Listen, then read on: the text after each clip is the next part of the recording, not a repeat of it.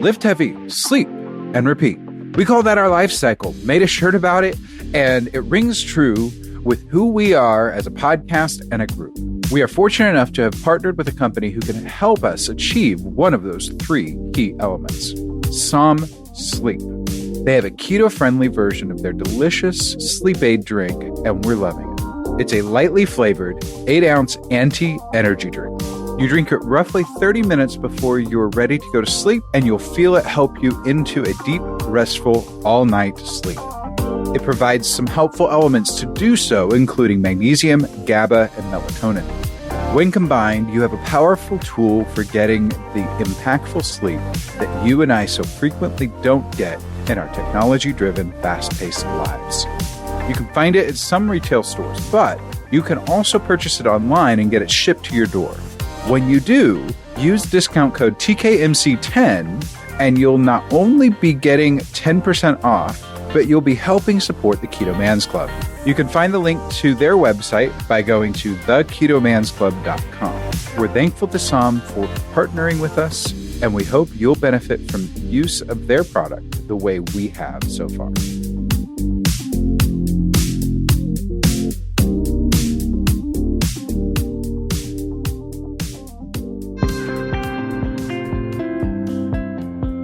Hello and welcome to the Keto Man's Club podcast. We're glad you're here, where each week we talk about men's health and lifestyle. We do so with the foundation of the ketogenic diet and lifestyle.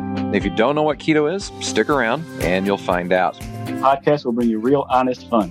Each week we strive to uncover the tips and tricks that you can use in your everyday life to maximize your overall health. Find the clearest path to becoming the best version of yourself that you were meant to be.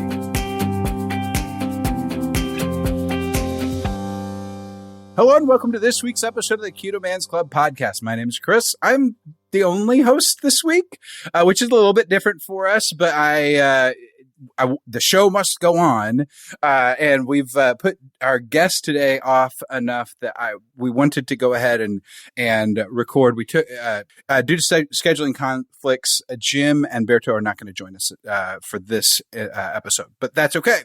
We're going to have a great conversation. This week we have a guy who we found through Dr. Sean Baker, who shared a little bit of his story via Instagram, and it really gripped my heart. And I really wish that Berto was able to make it with us today, because very parallel stories, different disease, very parallel stories as far as that goes. But this week we have John Varone on, and we are. I'm not going to give too much away. I don't want to give away your bio because I want you to kind of share yourself and let us all kind of discover it. But John, welcome to the show. Thanks for joining us. Thank you. I'm very excited to be here. Great. So let's just start out with some really basic stuff. Who are you? Where are you? Kind of give us some vital statistics type stuff to kind of get us started. Sure. I'm 27 years old and I live in Massachusetts. And I guess to kind of ties into the story we're talking about here, I've always been very into health and fitness, and I've had a couple of health issues throughout my life, like skin issues, and obviously, Crohn's we'll talk about. But yeah, I think that's a quick enough bio. Sure. So that brings us to it, and what I will probably do, with your permission, is I'll end up capturing your original video, because I want our listeners and our viewers to be able to share that, and so I'll share that with them here. For anybody with an autoimmune disease, autoimmune issue, honestly, anybody that cares about their health, I want to share something. I got diagnosed with Crohn's disease 6 years ago. My doctor told me it's incurable, you'll be on lifelong medication, and you're probably going to have surgery at some point in your life, and it might not go great. Incurable, lifelong medication. So I've been on medication the last 5.5 years, and then around July of last year, I decided I'm done with medication, don't want to do it, and I tried doing my own things. I tried a strict diet. I tried something called a carnivore diet where you eat only meat. I had a colonoscopy last Monday. I just heard from my doctor today that the biopsy came back negative for Crohn's disease. An incurable disease that would need lifelong medication. Came back negative. Take everything your doctor says with a grain of salt and do your own research. Please do your own research. It's so important. Nobody cares more about your health than you do. So, John, you shared on the video that your doctors came to you, said that you've got Crohn's, said that you were going to be on medications, that you're going to be sick, possible surgeries. Take us back to that moment. Take us back to whenever you got that diagnosis. How old were you, and kind of what was that like experientially? So the day that I found out that I was diagnosed with Crohn's officially, I was 21 years old. And I remember getting a colonoscopy, going under anesthesia. I woke up and my doctor was there and he said, yep, we did the colonoscopy, we found Crohn's. And I remember this feeling of relief because I had had symptoms for like a year and a half, 2 years before that, where I was just going to the bathroom way too much all the time. I was like, something's wrong, something's up. And I went to my PCP and he was like, no, you look great, you look great. So I knew there was something wrong for a long time. And then to finally hear this validation actually came as relief to me. And I actually, that was my instant feeling, was relief. And then I continued to feel relief because right after my doctor said you have Crohn's, it was like, you have Crohn's, but don't worry, we got great medications. We got a drug called Remicade. I give it to all my patients. It works great. So I was like, all right, I got a disease, but it sounds like I'm in good hands and everything's going to be taken care of. So yeah, I mean, honestly, the day I found out that I had Crohn's, it wasn't like this big bombshell on my life where I was shocked and upset. It was kind of like, nope, this is all normal, and everything should be fine. So you shared in the story, though, that in the video that you took that in, but then you said, wait a minute. So talk to us about that. Talk about how you found carnivore and all of that. Yes. So, like I said, my doctor put me on this drug called Remicade. I was on it for 5.5 years, and it worked great. Just like you said, I never had any issues. Maybe like a few minor things, nothing serious. And then last year I switched health insurance and I was no longer eligible to take Remicade. So they put me on a biosimilar called Inflectra, new medication, and it sent my body into hysteria. I had the worst skin condition, worst skin rash of my entire life. I've had eczema my entire life, just a little bit though, just little patches here and there. And I took this medication and it was full body eczema, awful. Just, I won't even go into the details. It's very gross. And I was suffering from that for about 8 months through 2020, from February to around November, October. And midway through that experience, I said to myself, this is insane. I'm dealing with this all because of this medication. This medication was supposed to help me, and it's put me in the worst situation I've ever been in my entire life. How do I make sure I don't take any medications?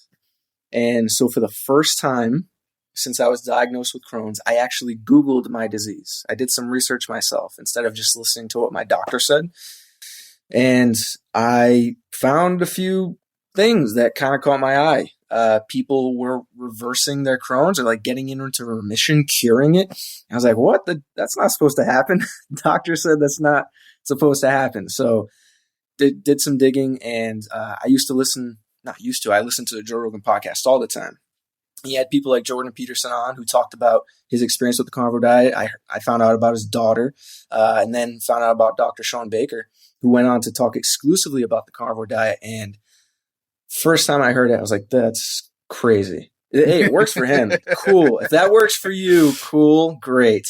But I was like, that's crazy. And just to back up a little bit, I listened to this Sean Baker podcast before I was dealing with this medication reaction that I was going through. So I listened to it and I thought, that's crazy. And then I went through this awful time last year with this medication reaction, and I remembered that conversation.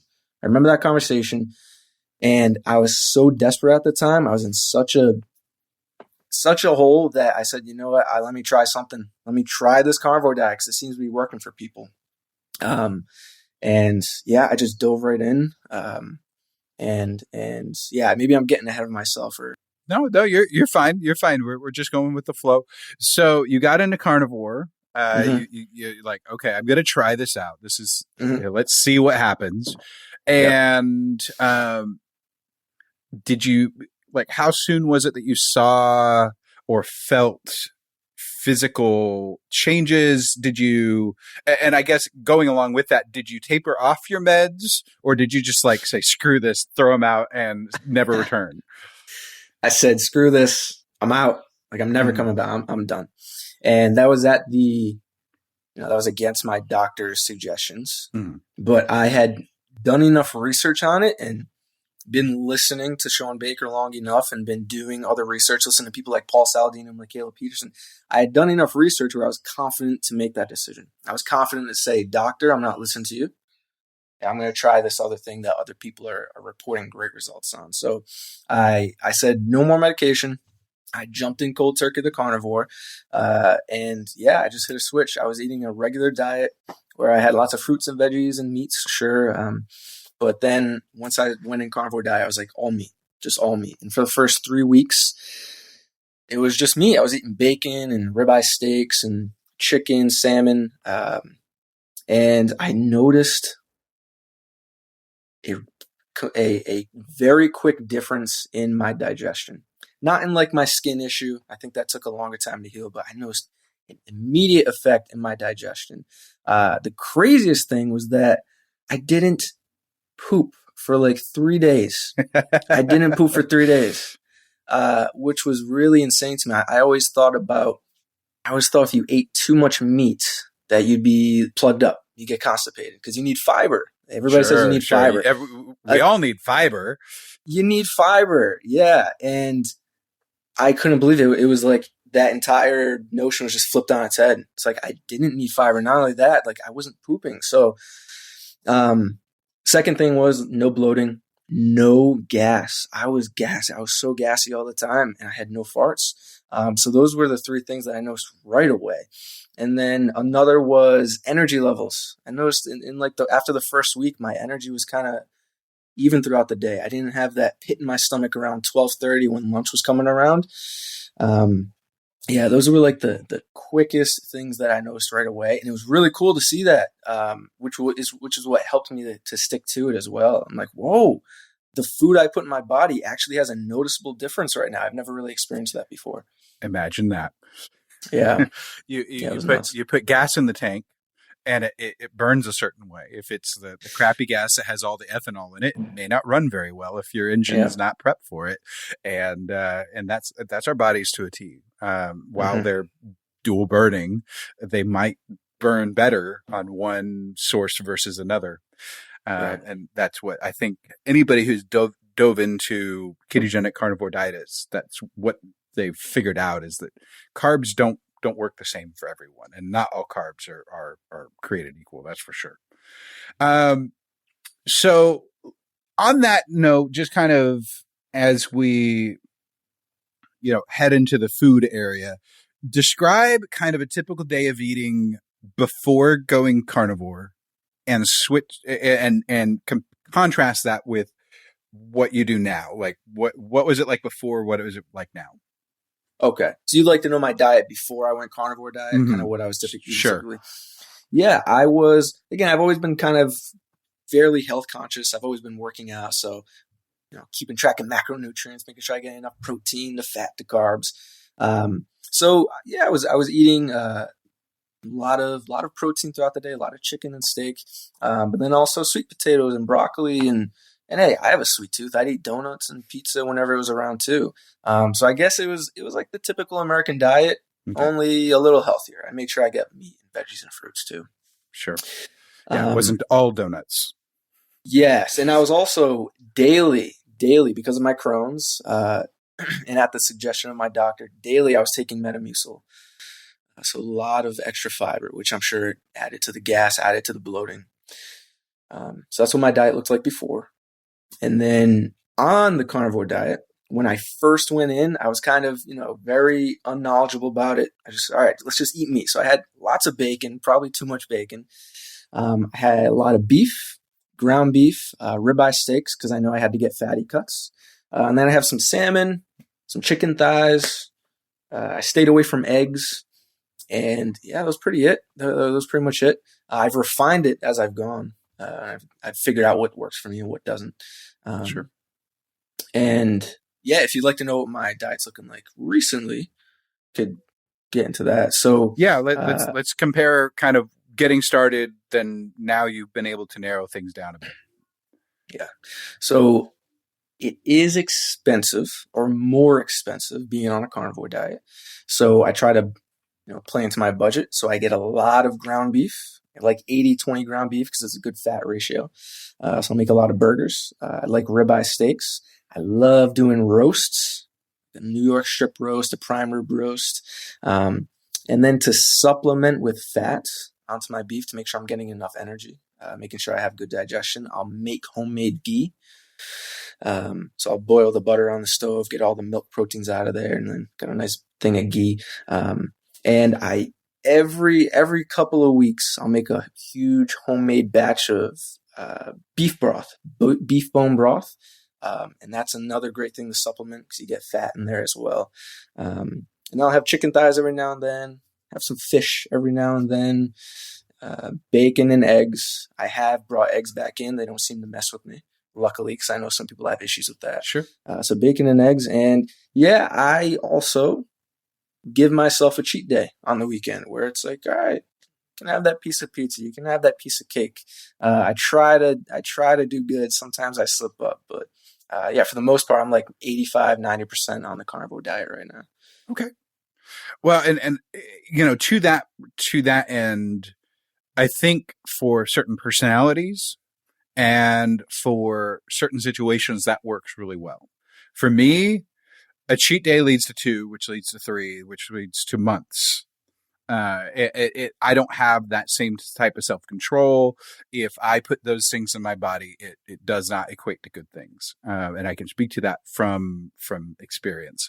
But for your situation and where you're coming from, that can make a lot of sense. Now, that being said, do you ever feel a day or two later that you're compensating or that your body's having to readjust after having after that type of intake, or has it kind of adjusted to the occasional carb? Yeah, it's a good question. So it all depends, because if I go crazy on my cheat day and I eat way too much of the stuff I know I shouldn't be, I'll notice it over the next few days, and it takes a little bit to adjust. But if I'm, use moderation and just have a little bit, I seem to be totally fine. So it all just depends on what I'm eating. But I think my body it's not super sensitive. It's not, some people can, have a bite of an apple or a bite of a donut and their body goes into hysterics. I'm lucky that I don't have that. My body is kind of flexible in that way. But yeah, I think if I go too hard, then it takes me a while to get back on track. So what's family said in light of all of this, and the transitions that you've made and things like that? Yeah, at first, thought it was crazy. Mom thought it was crazy. My girlfriend was supportive. She had her questions. She wanted to make sure I knew what I was doing, did my research, but she was supportive, which was great. Yeah, my mom was worried. My mom kept telling me about her friend who had burgers every day and had a heart attack. I'm like, yeah, Mom, he had burgers every day, but he was having fries with the burgers. He was having double cheeseburgers with the bun. He was having yeah, I had to kind of educate her on what I was doing. But I think the biggest reason why I didn't get a whole bunch of pushback is because I was very clearly going through an awful situation. Again, I had this head to toe skin rash. Mm-hmm. It was like, yeah, like you probably got to do something crazy to fix this crazy situation you're in. So, yeah, family was pretty supportive, which is definitely a big help. Yeah. And I'm sure, or I hope that friends were just as supportive. Now, you transitioned in early 2020? Yes.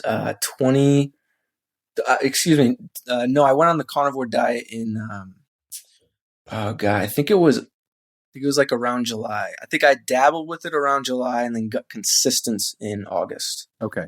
So you were in the midst of not being able to go out to eat anyway. So, yes. Yes. going down, sitting down with your friends and noshing on a pound of brisket and nothing else was probably not something that you ended up dealing with for a while.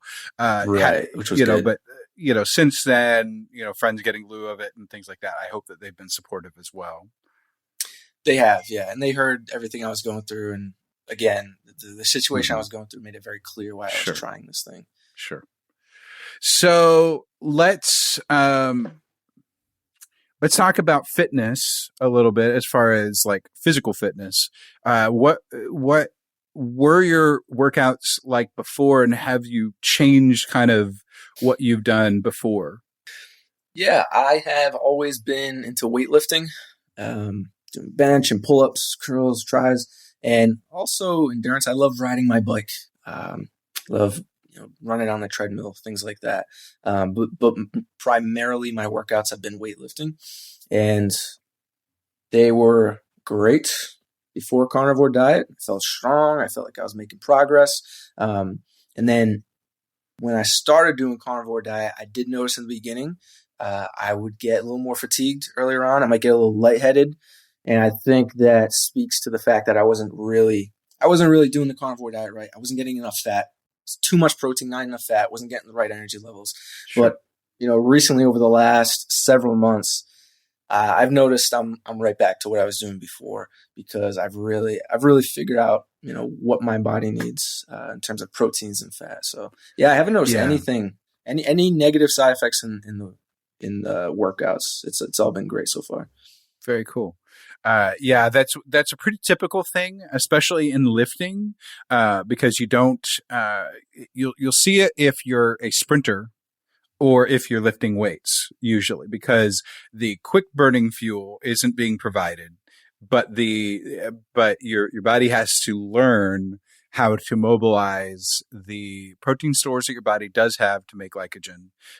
For whenever it is necessary, but then also your body needs to learn how to use the slow burning diesel fuel. I usually liken it to, which is fat. And so it takes a while to, in the keto world, we call that keto adapt.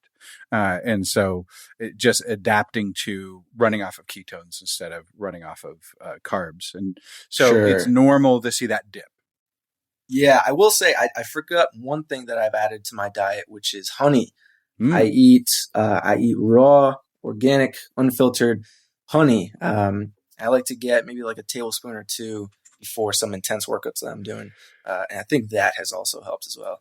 Absolutely. Well, and as far as like carbs go, you can't really get any better than that, because that's straight from nature. That's not like your chemically enhanced, sugarcane filled, processed and going to go straight to your A1C and not going to do anything to anything else. Your body will actually be able to use that, and you're doing it right before. There are people in the ketogenic world that I know that will take a package of Smarties, do half of it right before workout, and that's their pre-workout. That gets them the amount of carbs that they need to get going. So that you got to find what works for you. And so if that works for you, that's awesome. And I would be hard pressed to believe that honey, especially the raw unfiltered type that you're talking about, would actually be hard on your system to process, even with the Crohn's and things like that. I don't think it's actually even going to get to your digestive system the way that it would with others. So talk to us a little bit about Crohn's disease and kind of how it affects the body in general. Like it's obviously a bowel syndrome, a bowel issue, but talk to us about kind of the more specifics of it, because I know that there's obviously multiple diseases that will all have mixed symptoms. Yeah.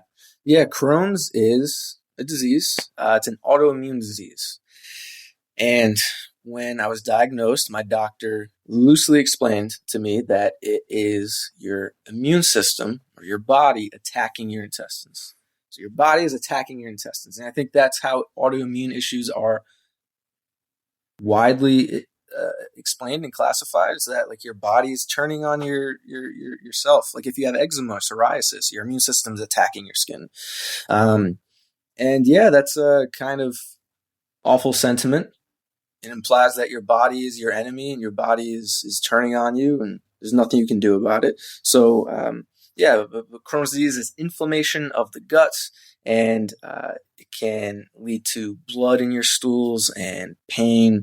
And a lot of times down the road, as you age, it's very likely that you may require surgery where they have to cut out that portion of your intestines, however small or large, that has the inflammation of it. So it's a scary thing. They say if you have Crohn's, you got to be on lifelong medication. There's no cure for it. It's not great. It's not great. No, I can't imagine that it would be. I have several friends who I've known who's had it. They're always having to run off to the restroom. Like when we were in the call center environment at that point, and like they're getting off that phone just as fast as they possibly can, putting themselves in code and running to the bathroom because they have to let their body do what it's going to do, and it's painful and other things. That's everything that I've observed without probing into it too much. Before I was on medication, the symptoms were blood in my stool. Sometimes it wasn't bad, but the biggest thing was like you said, running to the bathroom all the time. I'd go to the bathroom, I come out, I was a waiter, go to the bathroom, come out, 20 minutes later I gotta go back to the bathroom. I'm like, all right, we didn't get it all out. All right. Then I go back out, and then like 30 minutes later again, I'm like, what is going on here? And it's very, very intrusive to every aspect of your life. It's not fun. Not fun at all. Yeah. Yeah. That would definitely be tough. And, it is kind of one of those things that in the keto world, a lot of us will say, oh, I'm going to, that was my whoosh, meaning that's whenever I lost a whole lot of fat, because it usually comes through the bowels, and it will be really loose most of the time, but it's not the same whenever it's not just a one-off every now and again, when it's the same, over and over and over again, or just even if it's solid, just having to constantly go. It's just that would drive me batty. So you found out about this in your early 20s. Before that, did it develop, or had you just been dealing with it but didn't really even realize that it was as serious as it was? I think I'd say the symptoms probably started like 2 years prior. So I got diagnosed in 21 at the age of 21, and I don't think I had noticeable symptoms for longer than 2 years. And it was a gradual ramp up until it got so ridiculous that I had to go see a gastroenterologist. So it's not something I was dealing with for a long time at all. Kind of came out of nowhere. And, I'll say that my diet growing up was not great. And looking back, this was all self-inflicted. The doctors tell you when you get Crohn's, we don't know what causes it. We don't have a cure for it, and we don't know what causes it. I know what caused it. It was the crappy food I was putting in my body from ages like 5 to 21. I drank juice all the time. Didn't know what water was. Always drinking Ocean Spray and Capri Sun and nice sugary fluids going through my body all the time. Didn't have portion control. We were at a pizza party. I ate all the pizza. When there were donuts, I ate as many as I could. Just not a great diet. I wasn't too concerned about fruits and veggies growing up until I ran into this issue.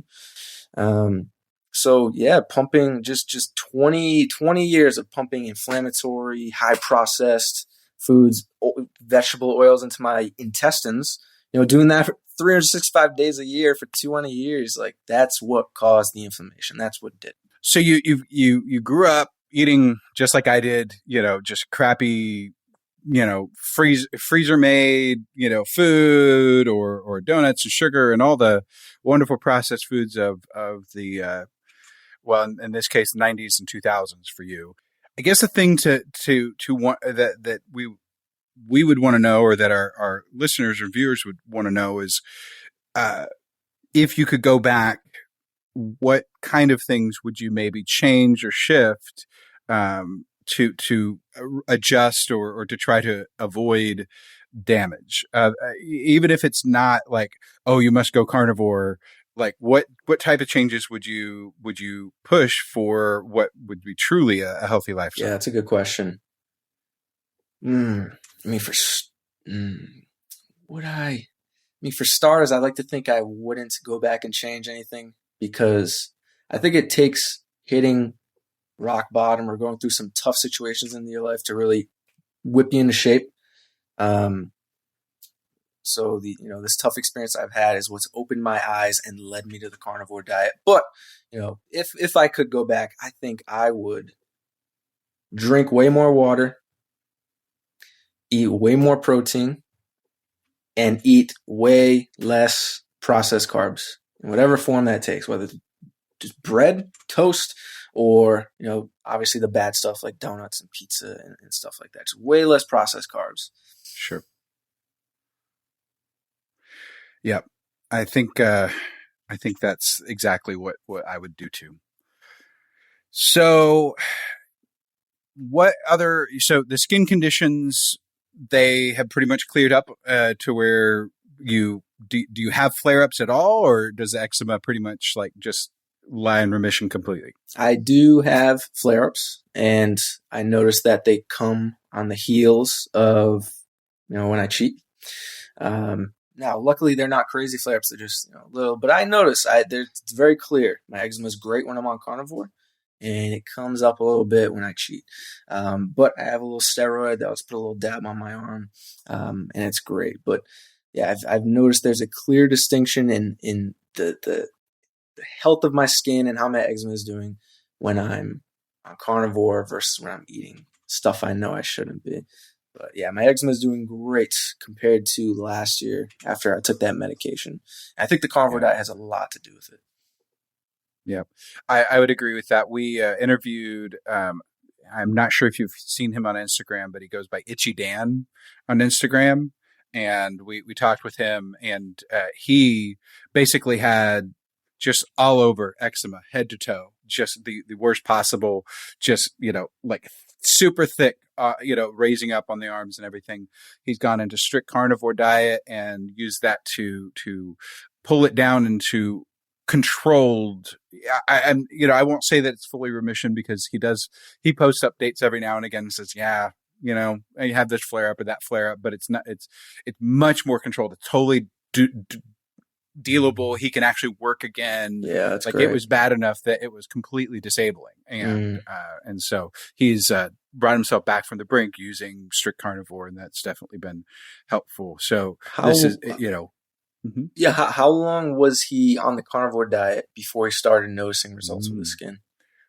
Let me find out, because he actually blogged the first part of it, and so he has all of that. And I'll have to look at our chart to see when we talked with him, but we did talk. I'll put the link. That's what I'll say. I'll put the link to the episode that we did with Dan in the show notes, so that those that want to go back and listen to it, they can. But this was so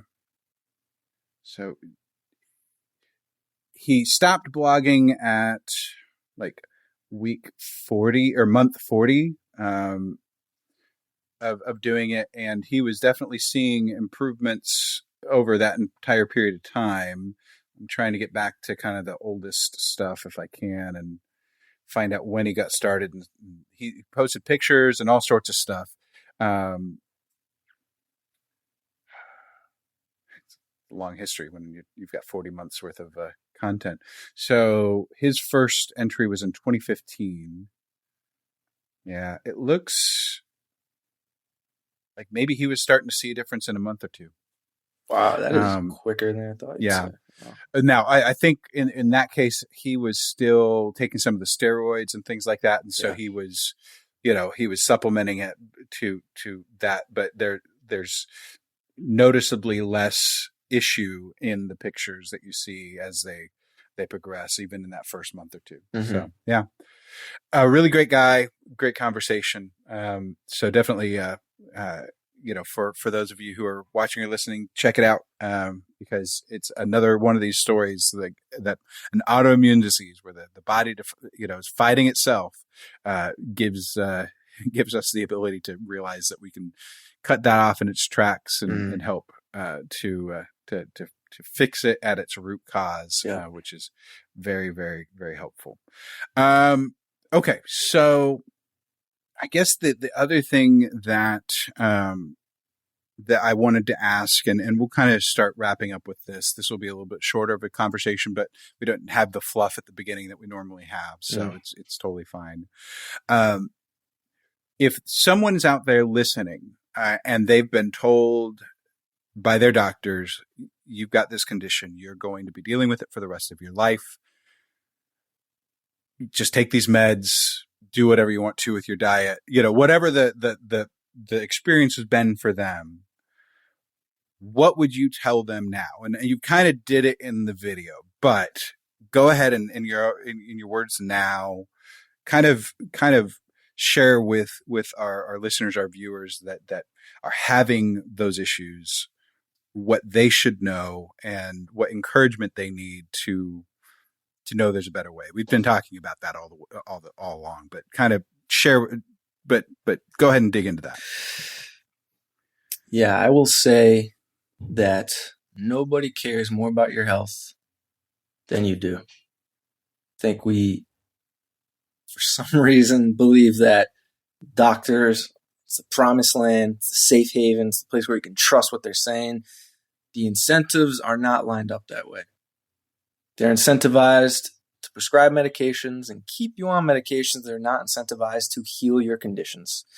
I've been dealing with eczema for 8 years. I was going to the dermatologist for 8 years. They never got rid of my eczema. It was just a new steroid.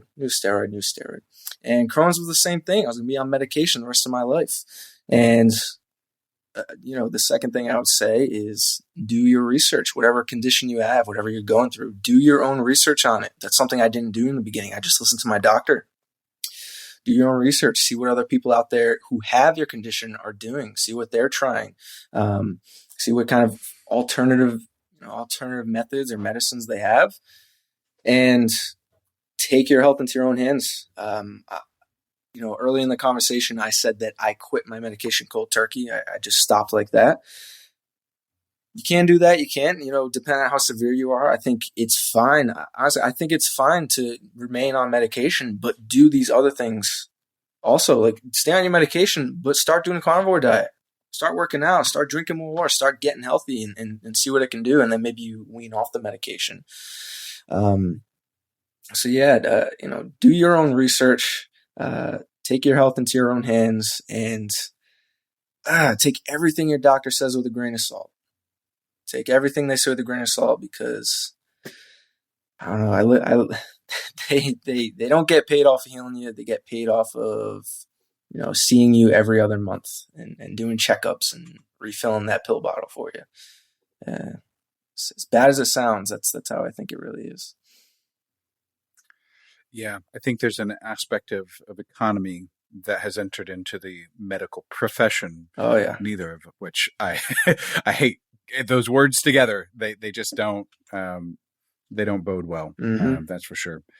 I think that's very good advice, and it doesn't matter the condition. It doesn't matter if it's diabetes. It doesn't matter if it's Crohn's or eczema. It's take the reins of your own health and. Like you said, do the research. That's, I think, without interjecting my story, that's basically exactly what it was for me. I heard one thing kind of on a podcast, and that led to another and then another. And soon I was reading books about it, and it was like, oh, okay, this is something I'm going to have to do. And my wife is like, you're crazy. I'll do it with you, but you're crazy. And we, the rest is history. 4 years later. Out of curiosity, if you wouldn't mind getting into it, what were you suffering with that led you to doing your own thing? So for me, I was butting right up against 35.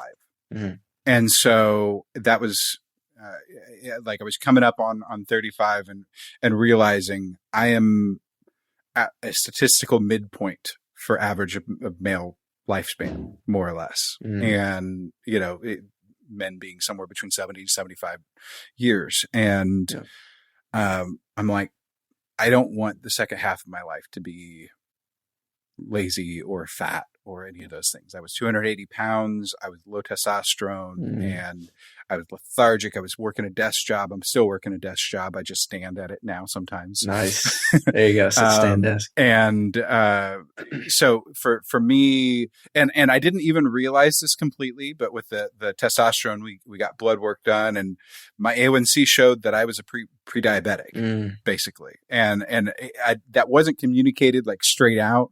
There was a hint or suggestion of, probably want to bring this down a little, that type of thing. But it wasn't ever communicated to me fully that, oh, no, you're pre-diabetic. You need to take care of this right now. Luckily, everything kind of fell into place between testosterone replacement and getting active. Like after 2 or 3 months of doing keto, I had so much energy. I had to start working out because otherwise I would just go crazy. So I was getting my butt up at like 5 o'clock in the morning to go to an outdoor workout, like three blocks from my house. And I'd never done any type of group or just never done any type of workout that way. And it was really, it was really fun and like challenging and everything else. And so, yeah, I've had periods where I've done better and not better in the 4 years, but at this point I'm healthy. I can say that I'm healthy. I could be leaner. I could be, leaner, meaner and fitter and that type of stuff, but I'm at least healthy to the point where I'm no longer worried about, am I going to die of diabetes? Am I heading down that path or, that type of thing. And so, that's a very, very abbreviated version of my story. There's more to I've shared my story on the podcast episode 5 or 6, something like that. Yeah. As have Berto and Jim. I definitely encourage you to check out Berto's dealing with his autoimmune gut diseases that he has dealt with, and sharing his story and his journey on that has been really, really incredibly stellar as well. He kind of very much similar to yours in that regard. So how can people connect with you online if you want them to, and whatnot? You weren't initially a member of the Facebook group. I'm not sure if you got on the Facebook group yet or not, but because you're carnivore, you count. So go ahead and join if you'd like. We'd love to have you in the group. But we'll do. How can people connect with you? Yeah, if anybody would like to reach out and have questions for me, I am an open book and I would love to answer. So if you reach out to me on Instagram, it's at John Varone, JohnVarone. Send me a DM. And right after Sean Baker sent or shared my video online, a lot of people were asking me questions. A lot of people are curious about this. A lot of people are going through some awful things and they're looking for answers outside of their doctor's office. So any way I could help you. If you have any questions, hit me up. Absolutely. We shall do. Okay. Well, John, thank you so much for joining me. I wish the guys had been able to be here, but that's just kind of the way things are. But yeah, let's stay connected. We'd love to hear if you have any updates.